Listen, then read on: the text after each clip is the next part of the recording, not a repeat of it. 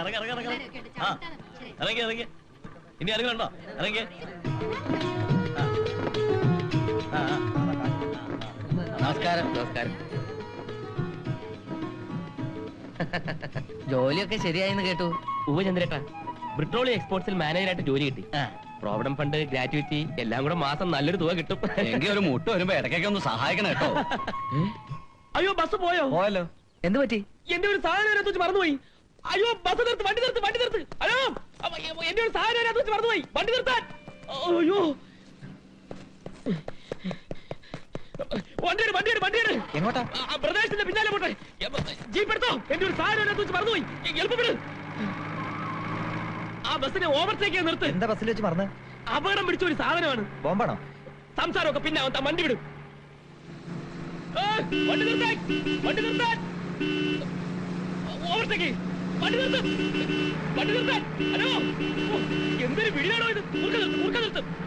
കുറുക്ക നിർത്തോ, പറയുന്ന cake. Bus. Hello, bus stop. എന്താ പ്രശ്നം? അകത്തൊരു സാധനം വെച്ച് മറന്നുപോയി.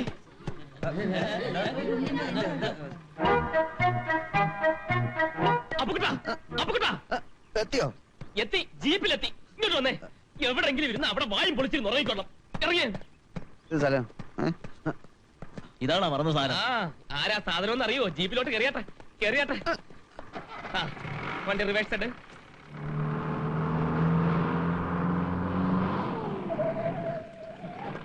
ഇനി നടക്കാവുന്ന ദൂരേ ഉള്ളൂ. പറയ്ക്കും. എത്രയായി? ഒരു 50 ഉറുപ്പിക. അത്ര ആയുള്ളൂ. എന്റെ കയ്യിൽ 500 നോട്ടേ ഉള്ളൂ. വെയില് നല്ല ചൂടുണ്ട്. ബാബാ, എന്റെ ഈ വരവ് തീരെ ശരിയായില്ല എന്നൊരു തോന്നല്. എന്ത് പറ്റി? താമസ സ്ഥലത്ത് വാടകയും തരാതെ ഭക്ഷണ ചെലവ് എന്നെ കൊണ്ട് എടുപ്പിച്ച് മടുത്തപ്പോഴാണ് ഞാൻ നിനക്കൊരു ജോലി വാങ്ങി തന്നത്. എല്ലാ ചെലവും ഞാൻ നോക്കിക്കോളാം എന്ന് പറഞ്ഞ ഇങ്ങോട്ട് കൊണ്ടുവന്നു. എന്നിട്ട് ഇപ്പൊ ജീപ്പിന്റെ കാശ് എന്റെ പോക്കറ്റിൽ നിന്ന് എടുത്തു കൊടുത്തു. അത് പിന്നെ ജീപ്പിന്റെ കാശ് എന്ന് പറഞ്ഞാ ബസ്സിൽ നിന്ന് ഉറങ്ങുമ്പോ ആലോചിക്കണമായിരുന്നു. ഉറങ്ങുമ്പോ എങ്ങനെ ആലോചിക്കുന്നത്? ഇനി നീ കൂടുതലൊന്നും ആലോചിക്കണ്ട. ഇവിടെ ഭക്ഷണവും താമസവും ഒക്കെ എന്റെ വക ഫ്രീ അല്ലേ? എനിക്ക് സംശയമുണ്ട്, ചിലപ്പോ നീ അതിനും കണക്ക് പറയും. നീ ഉടക്കാൻ ഞാൻ ചിലപ്പോ പറഞ്ഞിരിക്കും. അപ്പൊട്ടാ, ഞാൻ ഓഫീസിലെ പ്യൂണാണെന്ന് അറിയാതെ പോലും നീ ആരോടും പറഞ്ഞേക്കല്ലേ. ഓർമ്മയുണ്ട്, നിന്റെ വീട്ടിലേക്ക് ഇനി ഒരുപാട് ദൂരം ഉണ്ട്. പോയി. ഉത്സവം പ്രമാണിച്ചുള്ള വരവായിരിക്കും അല്ലേ രാജേന്ദ്ര? ഉത്സവം ഇല്ലെങ്കിൽ എനിക്ക് എന്റെ വീട്ടിലേക്ക് വന്നൂടെ? വരാം. രാജേന്ദ്ര, ഞാൻ മണ്ണാർക്കാട് 250 ഏക്കർ ഭൂമി വാങ്ങിച്ചു. റബ്ബർ പ്ലാന്റേഷന്റെ പണി നടക്കുക. ഇതാരാ? ഇത് ഓഫീസിൽ എന്റെ കീഴിൽ ജോലി ചെയ്യുന്ന അപ്പുക്കുട്ടൻ. നിന്റെ കീഴിലോ? നീ പ്യൂൺ. അതിന്റെയും താഴെ സ്വീപ്പർ ആയിരിക്കും അല്ലേ? പ്യൂണോ? ഞാനോ? അതെ, ശിപായി. ഞാൻ ടൗണിൽ വന്നപ്പോ നീ ആ വേഷത്തിൽ ഒരു ചായക്കട നിൽക്കുന്നത് കണ്ടല്ലോ. ഞങ്ങൾ അടുത്തേക്ക് വരാഞ്ഞതാ നീ ചമ്മണ്ടാന്ന് കരുതി. അതുമാത്രമല്ല, എന്റെ കൂടെ കാറിൽ വലിയ വലിയ ആളുകളുണ്ടായിരുന്നു. ഒരു പ്യൂണിന്റെ ഫ്രണ്ടാണ് ഞാൻ എന്നവർക്ക് തോന്നാൻ പാടില്ലല്ലോ. നിങ്ങൾ കണ്ട എന്നെ ആയിരിക്കില്ല. ചെല്ല്. ഞങ്ങളേ മണ്ണാർക്കാട്ടേക്ക് പോവുകയാ. ഏതായി വിവരദോഷി?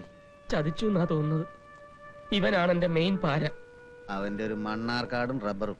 നിന്റെ നാട്ടിൽ നീ മാത്രമല്ല, വേറെ ഒരുപാട് തല്ലിപ്പള്ളിമാരുണ്ടല്ലേ? ഇവനിപ്പോ മണ്ണാർക്കാട്ടേക്ക് പോയില്ലേ? അപ്പൊ നീ വന്നു, വീണ്ടും എല്ലാം ബാലൻസ് ആയി. പറഞ്ഞത് ഓർമ്മയുണ്ടല്ലോ, അബദ്ധത്തിൽ പോലും നീ എന്നെ പ്യൂണെന്ന് വിളിച്ചു പോകരുത്. സ്വന്തം വീട്ടുകാരെ പോലും പറ്റിക്കുന്ന ഒരുത്തനെ ഞാൻ ആദ്യമായിട്ട് കാണാം. പറ്റിക്കല്ല, ഇത് വേറെ പ്രശ്നമുണ്ട്. എന്ത് പ്രശ്നം?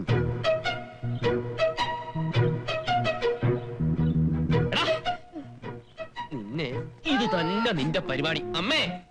അമ്മയോട് ചോദിച്ചിട്ടാ? ആഹാ, നീയായിരുന്നോ? ഇവനെ കൊണ്ടിങ്ങനെ ഇളനീര് തീറ്റിച്ച അരയ്ക്കാൻ തേങ്ങ കാശ് കൊടുത്തു വാങ്ങൂ. പറഞ്ഞ കേക്കണ്ടേ അസത്ത്? അമ്മേ, വെല്ലേട്ടനോട് മറ്റേ കാര്യം ചോദിക്ക്. എന്ത് കാര്യം? വെല്ലേട്ടൻ ഓഫീസിലെ പ്യൂണാണത്രേ. ആണോ? ഞാനോ? പിന്നെ ഞാനോ? വലിയേട്ടന് നാട്ടിലൊരു പേരും വീണിട്ടുണ്ട്, ബ്രിട്ടോളി രാജേന്ദ്രൻ. നിന്നെ ഞാൻ പേരിട്ടത് ഞാനല്ല. അഥവാ അങ്ങനെ ആരെങ്കിലും വിളിച്ചാൽ തന്നെ നിനക്ക് 4 ചീത്ത വിളിച്ചൂടെ? പരിചയപ്പെടുത്താൻ മറന്നല്ലോ, ഇത് അപ്പുക്കുട്ടൻ നായർ. നായരല്ല, മേനോൻ. രണ്ടും ഒന്ന് തന്നെ. ഞാൻ പറഞ്ഞിട്ടില്ലേ? ഓ, കൂടെ താമസിക്കുന്ന? ഞാൻ കൂടെ താമസിക്കല്ല, ബ്രിട്ടോളി എന്റെ കൂടെ താമസിക്കുക. നല്ല മര്യാദ. ആദ്യമായിട്ട് വീട്ടിൽ വരുന്ന ഒരാളെ മുറ്റത്ത് നിർത്തിയാ സംസാരിക്ക? ഓ സോറി. വരൂ അപ്പുക്കുട്ട. എനിക്ക് കമ്പനിയിൽ മാനേജർ ജോലി വാങ്ങിച്ചെന്നും ഇദ്ദേഹം തന്നെയാണ്. നീ പറഞ്ഞിട്ടുണ്ടല്ലോ. അപ്പുക്കുട്ടൻ നായരുടെ വീട് എവിടെയാ? നായരല്ല, മേനോൻ. അതെ, മേനോന്റെ വീട് എവിടെയാ? വീട് പണി തുടങ്ങിയിട്ടില്ല. അമ്മ സംസാരിച്ച് എനിക്ക് അത് അടുക്കളയിലോട്ടില്ലേ, വിശന്നൊരു വഴിയായി. അമ്മേ, ഒരു കാര്യം, ഞാൻ കോഴിയിറച്ചി കഴിക്കാറില്ല. അതിന് കോഴിയിറച്ചി ഇവിടെ ഉണ്ടെന്ന് ആര് പറഞ്ഞു? ഇല്ലേ? ഉം, ഉം.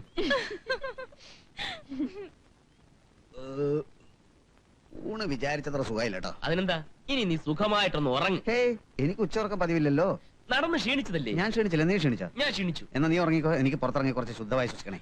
പുറത്തുള്ള വായു തന്നെയാണ് ജനലിൽ കൂടി അകത്തേക്ക് വരുന്നത്. നീ എന്റെ അതിഥിയാണ്, നീ ഉറങ്ങിയേ പറ്റൂ. എനിക്ക് പുറത്തിറങ്ങണം. അപ്പൊ കുട്ട പ്ലീസ് നീ ഒന്ന് ഉറങ്ങ്. രാജേന്ദ്ര പ്ലീസ് എന്നെ പുറത്തു പോകാൻ അനുവദിക്കൂ.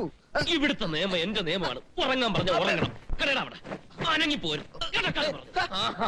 അത്രയ്ക്കായോ?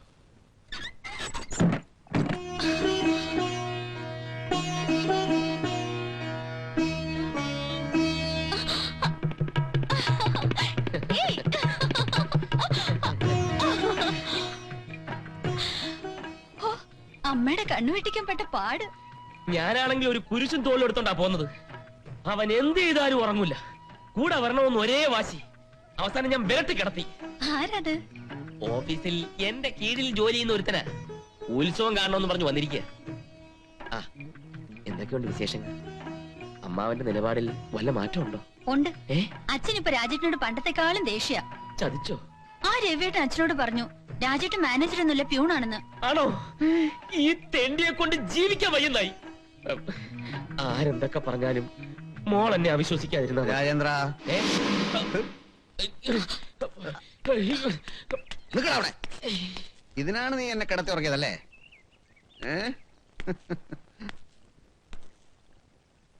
കൊച്ചേതാ കൊച്ചേ, അവന് നീ തമ്മിൽ ലവ് ആണ്. സൂക്ഷിക്കണം. ലവ് ചെയ്യുന്നതിൽ കുഴപ്പമില്ല, പക്ഷെ അതിൽ കിടക്കരുത്. അപ്പൊ കുട്ട തെറ്റിദ്ധരിക്കരുത്. ഇതെന്റെ അമ്മായിയുടെ മോളാണ് രാധിക. ഇതാണ് രാജേട്ടൻ പറഞ്ഞു കുരിശ്. എന്താ? അത് നിന്റെ വീട് കുരിശുപള്ളിയുടെ അടുത്താണെന്ന് ഞാൻ പറഞ്ഞിരുന്നു. ഏത് കുരിശുപള്ളി? അല്ലായിരുന്നോ? എന്നാ വിട്ടുകളാ, എനിക്ക് തെറ്റിയതാ. ഞാൻ പോവാ. ചെല്ലി ചെല്ലി ചെല്ലി. പിന്നെ കുട്ടി, ഉം? കുട്ടിയെ ഞാൻ കുറച്ചൊന്ന് ഉപദേശിക്കാം. അതായത് മറ്റൊന്നുമല്ല, ഈ രഹസ്യ സമാഗമങ്ങൾ എപ്പോഴും അപകടകരങ്ങളാണ്. എപ്പോഴാണ് ഈ വികാരത്തിന്റെ കടിഞ്ഞാൻ പൊട്ടുക എന്നറിയില്ലല്ലോ. നിർത്ത് സഹോദര, കടിഞ്ഞടക്ക നേരത്തെ പൊട്ടിയതാ. ഏ? അതല്ല, ഞങ്ങൾ സ്നേഹിക്കാൻ തുടങ്ങിയിട്ട് ഒരു 9 കൊല്ലമെങ്കിലും ആയി. എന്നിട്ട് എന്തുകൊണ്ട് കല്യാണം കഴിക്കുന്നില്ല? അതിന് പല തടസ്സങ്ങളും ഉണ്ട്. എന്താ അത്? രാധിക പൊയ്ക്കോ, ഉം. അമ്മാവനെ കണ്ട് ഞാൻ സംസാരിച്ചോളേ. ഇവളെ കല്യാണം കഴിക്കാൻ ഒത്തില്ലെങ്കിൽ പിന്നെ ഞാൻ ജീവിച്ചിരുന്നിട്ട് കാര്യമില്ല. ആഹാ. ആ രവി ഉണ്ടല്ലോ, നമ്മൾ കാലത്ത് കണ്ടില്ലേ, ഉവ്വ്. അവൻ സംഗതി മൊത്തത്തിൽ കുളമാക്കാൻ ശ്രമിക്കുകയാണ്. അതിന് രാധിക അവന് നോട്ടമുണ്ട്, അത് തന്നെ. അപ്പൊ കുട്ട, നമുക്ക് രാധികയുടെ വീട് വരെ ഒന്ന് പോണം. അപ്പൊ കുട്ടൻ വിചാരിച്ചാ നടക്കും. ഞാൻ മാനേജർ തന്നെയാണെന്ന് എങ്ങനെയും ആ തന്ത ഒന്ന് വിശ്വസിപ്പിച്ചെടുക്കണം. ഓഹോ, അതാണ് കല്യാണത്തിലുള്ള തടസ്സം അല്ലേ? ആ. ഞാൻ വരാം. നുണ പറഞ്ഞ് ഫലിപ്പിക്കാൻ എന്റെ അത്ര എക്സ്പെർട്ട് കേരളത്തിൽ വേറെ ആരുമില്ല. ഈ കേസ് നീ ഏറ്റോ? ഏറ്റു. ഒരു പകുതി മുക്കാൽ ഏറ്റു. ഏ